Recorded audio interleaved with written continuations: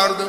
আমার আল্লাহ বলে বান্দা বান্দি আয় আয় দৌড়ে আয়, আমার ক্ষমার দিকে আয়, জান্নাতের দিকে আয়, মসজিদের দিকে আয়, নামাজের দিকে আয়, যা যা ওয়াজ মাহফিলের দিকে দৌড়াইয়া যা, হক্কানি ওলামা ইকরামের পিছনে যা, তাবলীগে চইলা যা, ইস্তেমার ময়দানে আলেমদের পিছনে যা। ওই যে যেখানে যেখানে হক্কানি আলেম ওলামাদেরকে পাবি ওখানে ওখানে যাবি, আমার মাগফিরাত পাবি। এই আমার ভাই, আমার মা জাননীরা, এই আমার যুবক ভাইরা, এজন্য সবাইকে সময় দাও। মালিককে সময় দেওয়ার সময় তোমার হয় না। আমার যুবক ভাই, হাতে ধইরা বইলা যায়, পায়ে পইরা বইলা যায়। যখন আজরাইল আসবে তখন আমরা সবাই বলবো ফাসাদদাকা ওয়া কুন মিনাস সালিহিন। আয় আল্লাহ একটু সুযোগ দাও, নেক আমল করে আসি, নামাজ পড়ে আসি, দান সদকা করে আসি। আমার আল্লাহ বলবে না ফরমান, তুই এখন সময় চাস। ফাইদা জাআ আজালুহুম লা ইস্তাখিরুনা আন লা ইস্তাখিরুনা আনসা। ফাইদা, আমার আল্লাহ বলেন যে হে বান্দা, আমার আল্লাহ বলেন যখন তোমার মৃত্যুর সময় হবে, 1 মিনিট আগেও না 1 মিনিট পরেও না, মরণের সময় যখন হইয়া যাবে সাথে সাথে আজরাইল চলে আসবে, 1 মিনিট সময়ও তোমাকে দেওয়া হবে না। এজন্য ভাইরা আমার, বাবাজিরা আমার, এখনই সময় ইবাদত করার, এখনই সময় মালিককে ডাকার। মৃত্যুর আগে দান সদকা করার সুযোগ থাকবে না। কেনিতে কেনিতে জায়গা থাকলেও, বিঘায় বিঘায় জায়গা থাকলেও আজরাইল তোমায় সময় তখন দান করার দেবে না। এজন্য ভাইরা আমার, বাবাজিরা আমার, এ আমার পর্দার আড়ালের মাগো, চুলগুলো পাইকা গেছে, ও যুবতী বোন আমার, তুমি মহিলা হওয়ার জন্য বইসা আছো। মহিলাদেরকে বলবেন নামাজ কেন পড়ো না? বলবে তোমার মা পড়ে না, তোমার বোনে পড়ে না, আমিও পড়বো না। তারা যদি জাহান্নামে যায় আমিও যাব।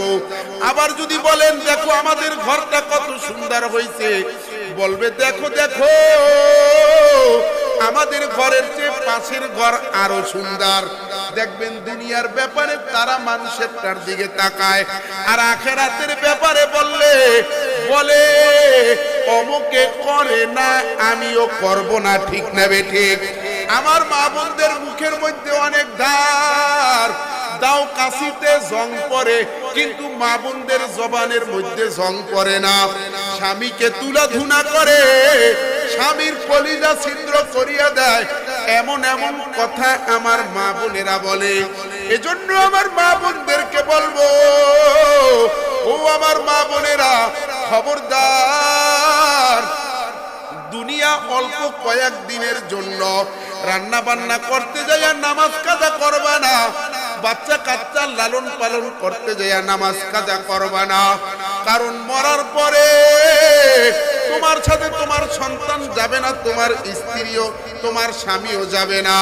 তুমি আজকে যেই মা বোনেরা একটা তেলাপোকা দেখলে ভয় পায়, একটা টিকটিকি দেখলে ভয় পায়, ও মা বোনেরা নামাজ যে পড়ো না, মাথার চুল খুইলা খুইলা যে ঘোরো, বেপরদায় পেট পিট বাই কইরা যে ঘোরো, এই জন্য কবরে যে পড়ো, অজাগার সাপ আসবে। ওই সাপ তুমি কেমনে, সাপের কামড় তুমি কেমনে সহ্য করবা? দুনিয়ায় তেলাপোকা টিকটিকি দেখলে ভয় পাও, কবরে সাপ দেখলে তুমি কি ভয় পাবা না মাগো? এজন্য আমার মা জননী, তোমার পায়ে হাত দিয়া বলি, নিজে নামাজি হবা, স্বামীকে নামাজি বানাবা, সন্তানটাকে নামাজের জন্য মসজিদে পাঠাবা। ভাইরা আমার, বাবাজিরা আমার, আমার আল্লাহ বলেছেন বান্দা বান্দি মুসলমান না হইয়া কিন্তু মইরো না।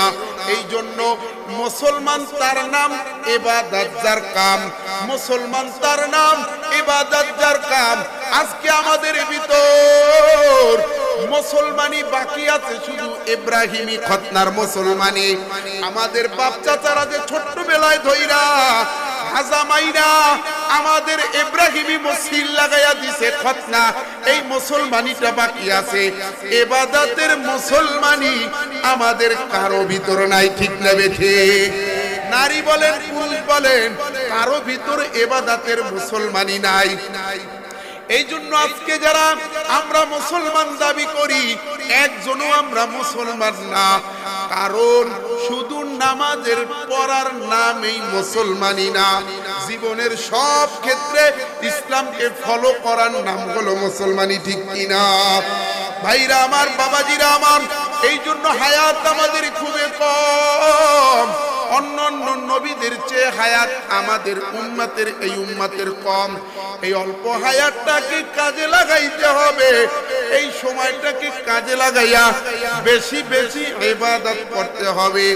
এই জন্য আমি আমার বাবাজিদেরকে বলবো, আমি আমার মা জননীদেরকে বলবো, অল্প সময় বেশি ইবাদত করতে হবে, অল্প সময় বেশি ইবাদত করতে হবে। আমাদের শরীরটা হলো মালিকের পক্ষ থেকে ধার নেওয়া। এই দেহের মালিককে, এই জোরে কোন কে? অনেকে কয় আমার দেহ আমি দেব, যারে খুশি তারে দেব, কয় না কয়? অনেক মহিলা কয় আমার শরীর আমি দেখাবো, যারে খুশি তারে দেখাবো। তোমার কি? ওরে হতভাগিনী, এই শরীর তোমার না আল্লাহর। এই শরীর আপন স্বামী ছাড়া কারো সামনে দেখানো যাবে না, ঠিক কিনা? এই জন্য ভাইরা আমার, বাবাজিরা আমার, এই দেহটা আল্লাহর, এইটা আল্লাহর থেকে ধার নেওয়া। এই ধার নেওয়া জিনিস দিয়া মানুষ কিন্তু কাজ বেশি করে, ঠিক কিনা?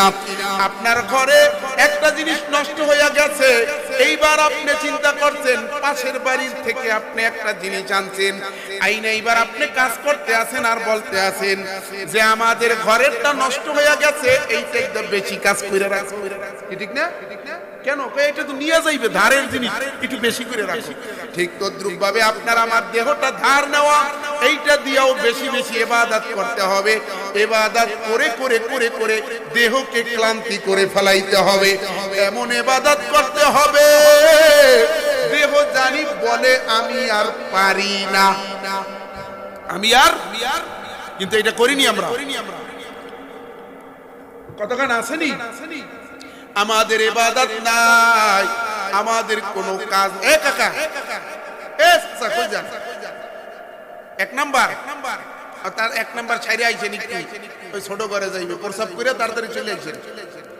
ভাইরা আমার, বাবাজিরা আমার, এই জন্য আপনার আমার হায়াত অনেক কম। এই অল্প হায়াতে আমরা বেশি বেশি নেক আমল করব। অন্যান্য হায়াত, অন্যান্য নবীদের উম্মতের হায়াত অনেক বেশি ছিল। এই জন্য এই অল্প হায়াতকে, অল্প সময়কে কাজে লাগাতে হবে। ইকতারাবালিন নাসি হিসাবুহুম ওয়া হুম ফি গাফলাতিন মুরিদুন।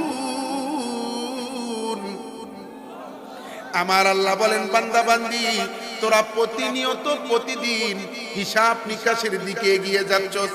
মানুষ প্রতিক্ষণ প্রতিদিন হিসাবের দিকে এগিয়ে যাচ্ছে। চোখটা বন্ধ করতে দেরি হবে, হিসাব শুরু হইতে দেরি হবে না, ঠিক কিনা? এই জন্য কি করছেন? নিজের হিসাব নিজে মিলাইয়া কবরে যায়েন। এই যুবক ভাই, এই যে কালকে বাদে পরশু 31st নাইট, মানে কালকে রাতে, ঠিক কিনা? এই যুবক যদি মুসলমানের বাচ্চা হইয়া থাকো, পায়ে দইরা বইলা যায়, এইটা পালন করবা না, কারণ এইটা কোনো মুসলমানের কালচার না, ঠিক কিনা? তোমার হায়াত থেকে একটা বছর চলে গেছে, তোমার হিসাব করা দরকার। হাসিবু ক্বাবলা আন তুহাসাবু। হযরত ওমর রাদিয়াল্লাহু তাআলা আনহু বলেন, তুমি তোমার কাছে হিসাব দেওয়ার আগে তুমি তোমার নিজের হিসাব করে নাও। এজন্য আমাদের সকলের কাছে হিসাব দেওয়া হবে। ভাইরা আমার, বাবাজিরা আমার, সংক্ষিপ্ত করতে হবে, আলোচনা দীর্ঘ করা যাবে না। প্রধান মেহমান চলে আসছে, এজন্য আমার মাগো, এই আমার স্টেজের প্যান্ডেলের বাবাজিরা, অল্প কথা বইলা শেষ করে দেব। এজন্য আপনার আমার অল্প হায়াত, কিন্তু কাজ করতে হবে বেশি। কথাগান ঠিক কিনা? হায়াত অল্প না বেশি? এই শোনেন, হযরত নূহ আলাইহিস সালামের যুগে এক মহিলা আসছে। আমার আমার হুজুর আমার বাচ্চাগুলো অল্প বয়সে মারা যায়। বলে কত বয়সে মারা যায়? বলে আমার বাচ্চাগুলো 300 বছর, 350 বছর, 400 বছরে মারা গেছে। আপনি একটু দোয়া কইরা দেন আমার বাচ্চাগুলো যেন অল্প বয়সে না মারা যায়। কত বয়সে? 300, 350, 400 বছরে মারা যায়। বুড়ি কইতে আছে অল্প বয়সে মারা যায়। নূহ আলাইহিস সালাম বলে, বুড়ি তুমি কি জানো এমন এক নবী আসবে যেই নবীর উম্মতেরা মাত্র 50, 60, 70 বছর হায়াত পাবে। কোন কি এত? এই সময় তো আমরা কুতকুত খেলাইয়া আর মানুষের গাছের বড়ই পাইরা খাইয়া শেষ করছি। এত কম হায়াত পাবে, তারা কি এই হায়াতে বিয়েও করবে? হ্যাঁ, বিয়ে করবে, পোলাপান হইবে, সবই করবে। এ বুড়ি, তুমি যদি ওই নবীর উম্মত হইতা তুমি কি করতা? কয় আমি যদি ওই নবীর উম্মত হইতাম তাইলে এই 70 বছর এক সেজদায় কাটাইয়া দিতাম। চিন্তা করছেন? আর আমরা হায়াত পেয়ে কোনো দাম নাই, আমাদের হায়াতের কোনো মূল্য নাই। অন্যান্য নবীর উম্মতেরা একটা নেক আমল করলে একটাই পাইছে, আর এই নবীর উম্মত একটা ভালো কাজ, একটা নেক আমল করলে কত পায়? একে কত? মান জাআ বিল হাসানাতি ফালাহু আশরু আমসালিহা। একটা নেক আমল করলে, একটা ভালো কাজ করলে আল্লাহ প্রতিদান 10টা দিয়ে দেয়। মারহাবা, সুবহানাল্লাহ। জোরে কোন। এই মর্মে ছোট্ট একটা ঘটনা বলে শেষ করে দিতে আসি। একটা ভালো কাজ করলে 10টা প্রতিদান পায়। হযরত আলী রাদিয়াল্লাহু তাআলা আনহু বাজারে যাইতে আছে। বিবি বলছে, স্বামী গো তুমি বাজারে যাও, আমার জন্য একটা আনার ফল আইনো, আমার শরীরে অনেক জ্বর, আমার একটা আনার ফল খাইতে মনে চায়। আলী রাদিয়াল্লাহু তাআলা আনহু তার স্ত্রী অসুস্থ, শরীরে অনেক জ্বর, এই জন্য তিনি বাজারে যাইতে আছেন একটা আনার ফল আনার জন্য। বাজারে যাইয়া এইবার আনার ফল নিয়ে ফিরতে আসেন। পথিমধ্যে দুইজন ফেরেশতা একজন আর একজনকে বলে, নবীর সাহাবীরা আল্লাহর জন্য জীবন দেয়, কলিজা দেয়, সব দেয়। আর এক সাহাবী বলে, সাহাবীদের আর এক ফেরেশতা বলে, সাহাবীদের আছেই কি, আল্লাহর রাস্তায় দেবেই কি?